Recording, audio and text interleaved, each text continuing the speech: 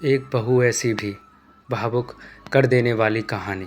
माँ जी, ये 5,000 रुपये आप अपने पास रखिए। यह बोलते हुए बहू ने सास को 5,000 रुपये दिए और बहू अपने ऑफिस के लिए निकल गई।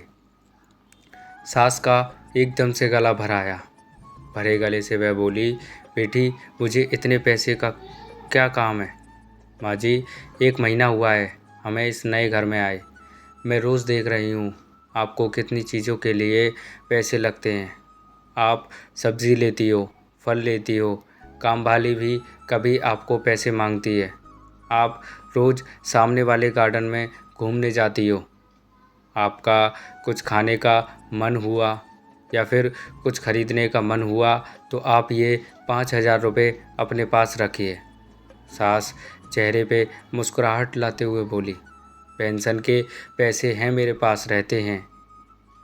इस पर बहू बोली, माँ जी, आप गार्डन में जाती हैं, वहाँ आपने काफ़ी सारे फ्रेंड्स बनाए हुए हैं।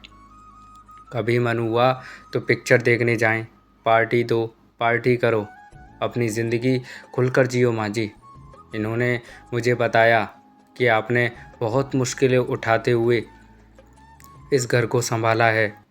बड़े भैया अपने घर में खुश हैं, दीदी अपने ससुराल में खुश हैं, हम भी खुश हैं। अब आप किसी की या कोई भी चिंता किए बगैर खुश रहें। सिर्फ अपने लिए जियो, जो आपके मन में आए वो करो। मैं जानती हूँ आपने अपनी कितनी मुश्किलें उठाई हैं इस परिवार को संभालने के लिए। इस घर को बनाने में भी आपकी कई इच्छाओं का गला घोटा गया। बस जो हुआ सो हुआ। अब आप सिर्फ और सिर्फ खुद के लिए जियो। बेटी, इतनी छोटी उम्र में इतनी बड़ी बड़ी बातें कहाँ से सीखी तुमने?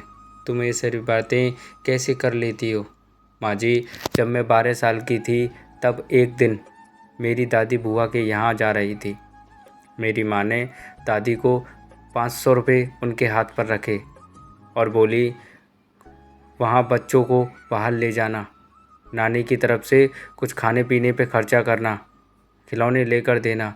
दादी मम्मी के गले में लगकर रोने लग गई और मैंने इतने पैसे आज तक कभी भी दिल खोलकर खर्च ही नहीं किए, ऐसा बोलने लगी।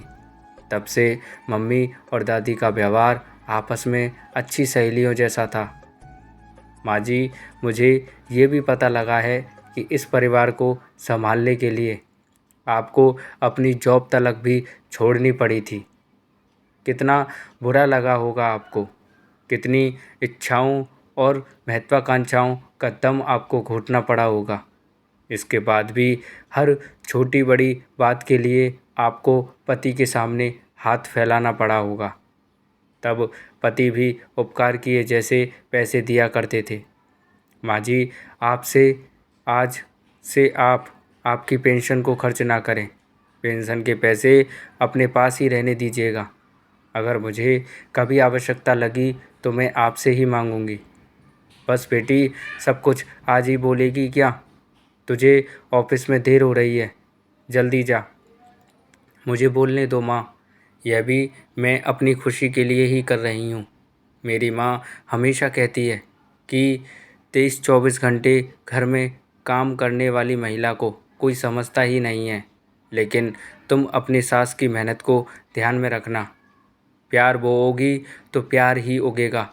सास ने डबडबाई आंखों से बहू को गले लगाया और आँख से ओझल ना हो तब तक दरवाजे पर खड़ी रही। बहू के आने पर मैं इस घर की 4 दीवारी में बंध के रह जाऊंगी, ऐसा सोचा था मैंने। पर बेटी, तूने तो दरवाज़ा खोलकर मुझे बाहर का आसमान दिखा दिया।